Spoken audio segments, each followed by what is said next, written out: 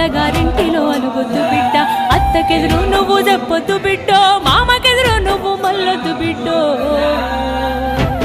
అది అత్తగారిల్లే బిడ్డో, తప్పు కత్తి వీడి సాము బిడ్డ, చెర్రయాదిలా చెర్రయాదిలా చెర్రయాదిలంచుకోవే బిడ్డో, నువ్వు పెడుతున్న దత్తోరి.